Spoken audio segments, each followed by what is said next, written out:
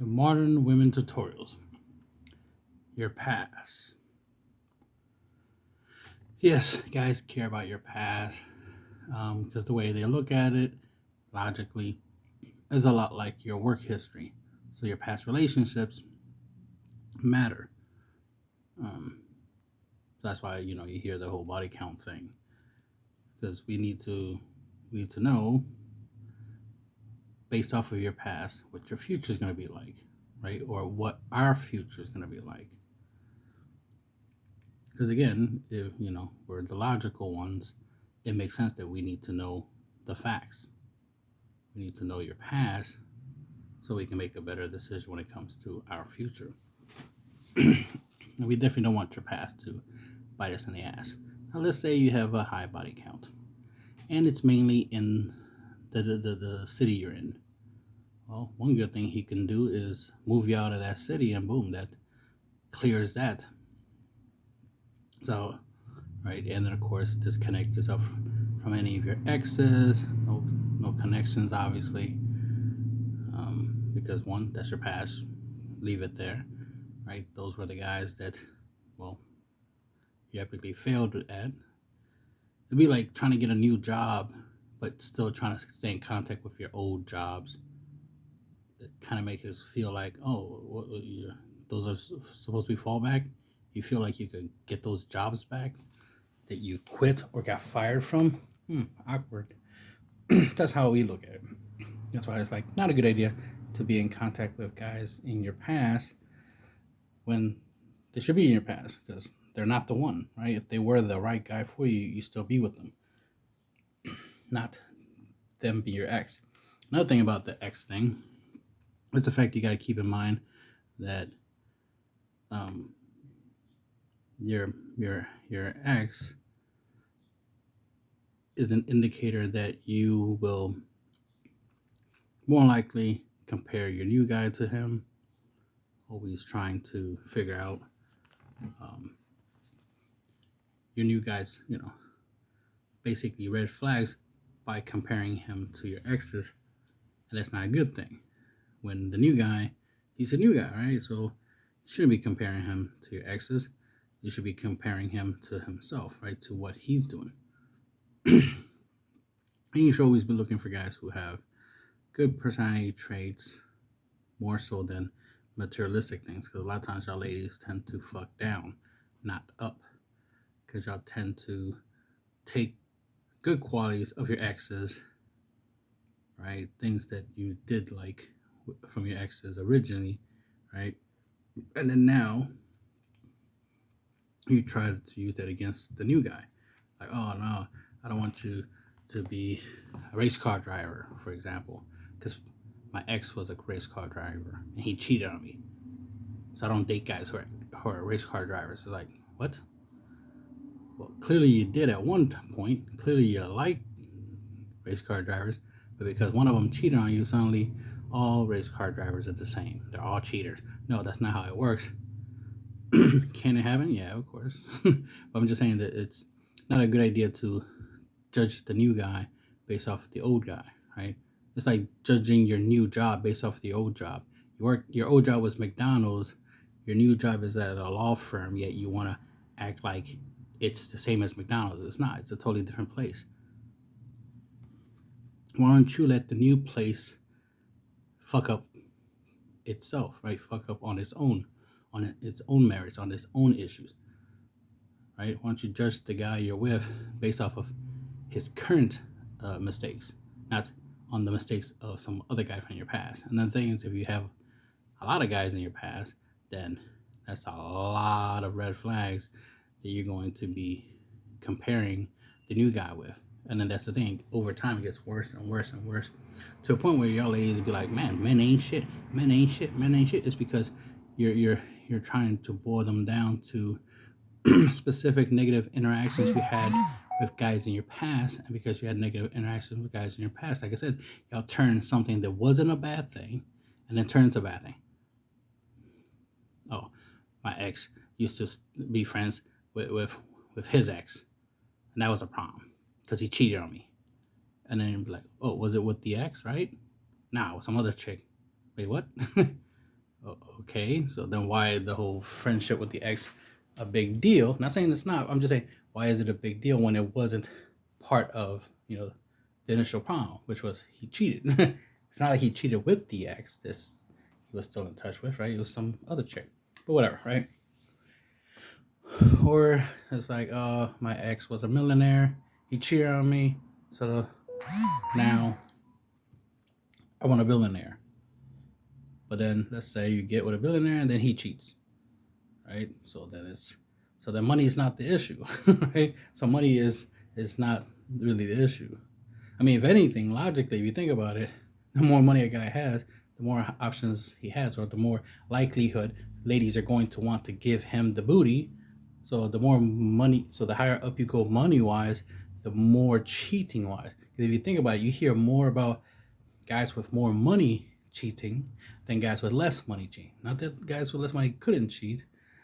Obviously, they're going to have to be attractive among many other factors. But the main thing is, guys with more money tend to have more opportunities to cheat than guys with less money. Just like a hot chick has more opportunities to cheat than a less hot chick. Just think about it. That's just logic. That's just the facts. That's my observation. So back to, you want to make sure that you make a man happy and take good care of him by learning skills that will help keep the relationship together. Cook and clean, because some of the things that some ladies didn't do in the past. Something I noticed is that ladies will talk about their exes in a negative way. And what they don't realize is that, to me personally, many other guys probably think the same way, but to me personally, when I hear a chick talk about her ex in a negative way, that to me reflects negatively on her, not her ex. Because she wants me to think that, her ex are pieces of shit. But that's not what I think. I think like, that's what you think of your ex? Mm, I know female nature well enough to know that the opposite is true. So your exes are actually pretty good dudes. One, part of why I know they were good is because you chose them. Like, they had to have given you the feeling that they were good people. So they had to have done good things, said good things.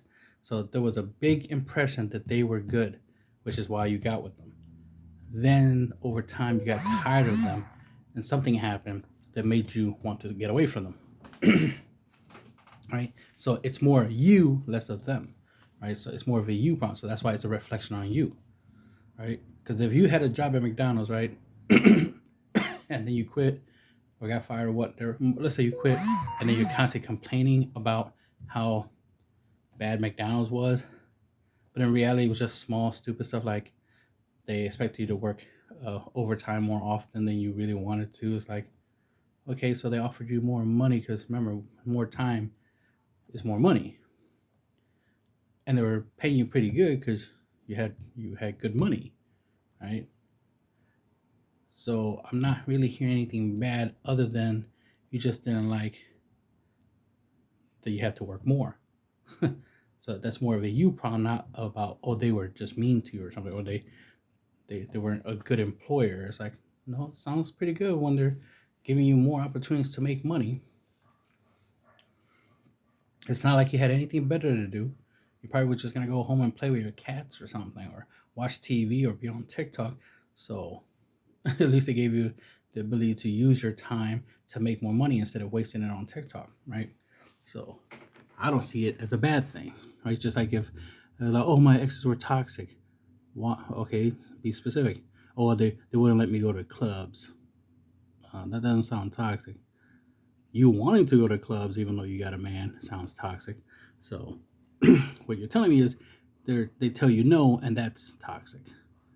That sounds very childish to be mad at somebody for telling you no. It's like part of being an adult is that you hear no more than yes, or at least as a guy, you hear no more than yes. That's why we appreciate when we get a yes. It's like, hey, you want to have sex? And she's like, yes. Yay, victory! Time to throw a parade, right? Because she said yes. Now I don't get no a lot, but I understand that other guys do get no a lot, so therefore it is a big deal when they get a yes. That's understandable. Um, and then, of course, females get yes all the time, so it's not that big of a deal when when the guy says yes to sex to them, right? Because guys will pretty much 99% of the time say yes to sex. Biology, not a choice, biology, right? There's a difference. But anyway, like I said, if you talk negative about your ex, that to me means there's something wrong with your vagina. If you say bad things about your ex, that means you have a bad vagina. Because no way, if you were, I'll say it this way, if you were, you know, giving him sex sandwiches honest, no way he should have been displeased, ungrateful, among many other things, right? He would have been very grateful, definitely would have spoiled you and took care of you if you did your part. So I don't see it as a lack on his end. I see it a lack on your end. Because if you couldn't uh, get him, to behave, right, to give you benefits for your hard work, then that means you weren't really working hard, right? And you have to show receipts because a lot of ladies love to act like, oh, I gave him my all, I gave him my all. It's like, no, you didn't. I literally made a video about that. About females don't give their all. I know definitely some ladies who try to use that excuse that they gave their all to a relationship. They did more in a relationship to the guy, and in reality, it's like they did not. They didn't even do the bare minimum. They did less than the bare minimum. Guys are simple. We don't ask for too much. Sex is more than enough for us. More than enough. It's like 99% of our interactions as the male and female species is sex for us guys. 99%. So you provide that well enough, boom, you qualified. 99%. That's a big score. That's like having that's like almost having an A right off the bat, right? An A grade right off the bat. Now, if you do dumb shit, like constantly arguing over dumb shit, then you start that A starts going down, right? So the percentage starts going down. You start having less sex, drastically. The percentage, right? The grade goes down. You start getting to D's and D minuses and stuff like that. So that's the thing. As long as you're providing sex, you automatically got a high score, but high grade. But all your negative behavior traits, especially if you got some negative habits that you picked up from your exes, and then you bring into the new relationship, that's also going to drastically reduce your your grade. Let's say you normally don't curse, but one of your ex does, and now you curse like the ex. Let's say you say bro too many times. Cause I know there's a lot of you ladies keep saying bro. It's like that's masculine. That's not. I'm not your bro. Not your brother. We're not homies. We're not the same gender. So you can call me bae or boo or daddy or whatever. You know, or sir, which would be appropriate because I'm old. But this whole bro thing is like not cute.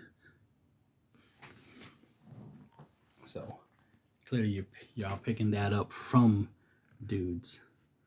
So that's very masculine. You need to be feminine. You need to say cute things or female type of things that chicks would say, like honey, cutie, boo, things like that. My husband, daddy, so forth and so forth. Another little tip, other than behaving better so you can get better results, is you have to understand that when you're in a relationship with a guy, you're essentially his secretary, his sexy secretary. So it'd be a good idea to act as such, to be able to support him in the things he do, encourage him in the things he do, help him, handle certain things, take care of a lot of the basic repetitive stuff. Like let's say he has to organize a whole bunch of paperwork or something. then do it for him so that way he can focus on things that require his attention, requires his intellect, right? Or his physical capabilities.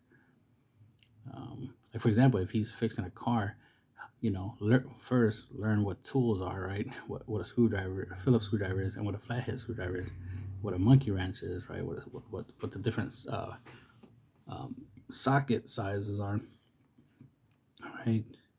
And then help him out. Be the one that supplies him the tools he needs for when he needs it. And right there, teamwork.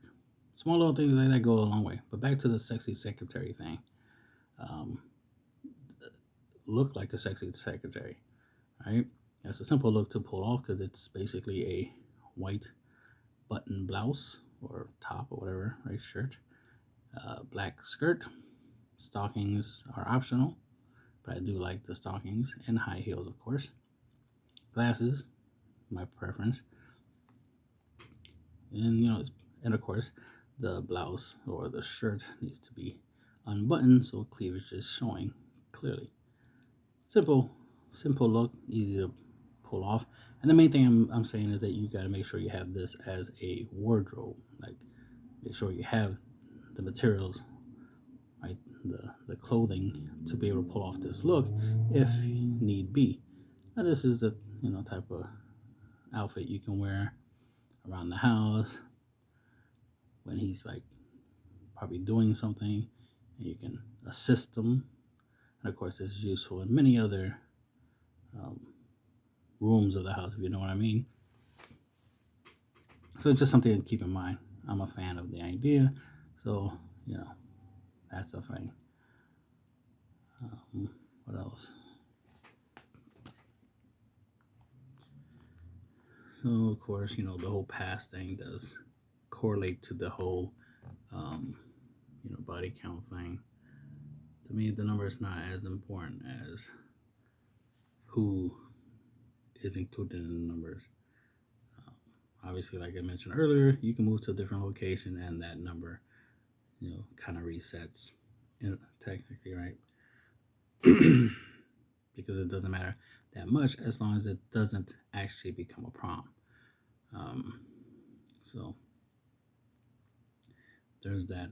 But I've given advice before about like might want to reduce the number, right? Or you might want to keep the number low by finding someone you can rely on to get sex whenever you want. So that way your body count can be 1 or 2 or 3 because you have a steady supply of reliable dick. So that way you're not out here just taking dick from just any guy. Plus, by having reliable dick, this gives you the ability to talk to a guy, try to find out if he's interested in a serious relationship, and you don't have to feel like giving him any.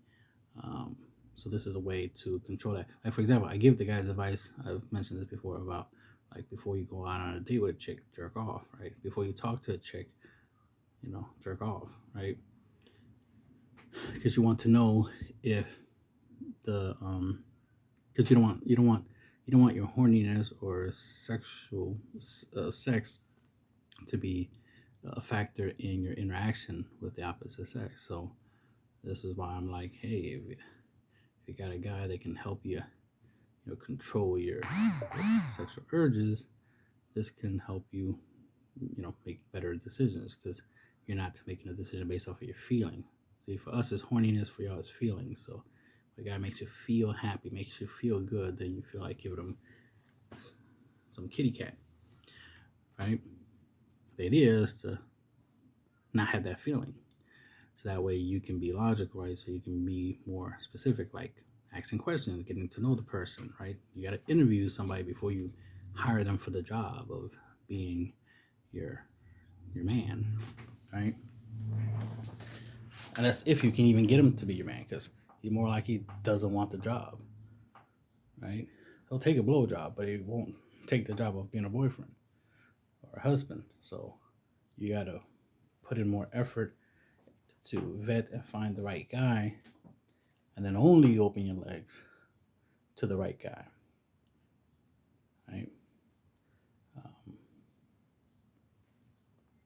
Because like I said, the idea is just to keep the number as low as possible because you want quality over quantity.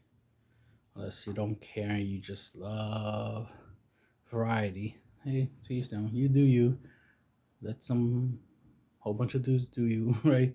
And then you just accept the consequences of your actions in the future. Because this is the same type of advice I would give guys. It's like find a chick that you can pay for, reliable booty, so that way you can take care of your urges and then be able to focus and do the things you need to do and interact and vet the chicks that you're interacting with, right? This will also reduce uh, chicks taking advantage of you, chicks, teasing you with the possibility of sex, but they're not going to give you none. So then you end up taking them on dates here and there with the idea of having sex, but in reality, well, you're not going to get any. They were just, using you. And it's like, but if you already have a way of getting sex and you already had sex before you even interacted with these ladies, you're immune to it, right? Now, I have a lot more self control than most guys, so I'm already used to the idea of like, obviously, ladies wanting me being, attracted to ladies, but I can, control it. So my behavior leans towards, I care about her personality and whatnot. So if her personality is not doing it for me, I don't care if her body is doing it for me. I will use her personality as a way to cock block myself, basically. That's what I'm saying. So I have standards, and my standards is what prevents me from being a man whore. Um, the disciplines, they call it. But most guys don't have that, right? So most guys might need a fuck buddy, a female that, booty on demand, pay for box, as they say. Um, so this is just one way to be able to help with the situation, um, and this just makes life so much easier when you have a reliable resource, a reliable way of doing things. Obviously, I tend to lean more towards like, hey, instead of having, whenever you have the urge, instead of just trying to fuck somebody, why don't you just jerk off, right? Masturbate, release yourself, and then go from there. Instead of, giving in to your sexual urges and like, oh man, I'm horny, I got to have another human being, right? Try to curb it as much as possible. But of course, biology is biology, and women are awesome, so, and men, are awesome, so, enjoy yourself. Life is short, but at the same time, it could be shorter if you make the wrong mistakes. Remember, there's diseases out here, so keep that in mind.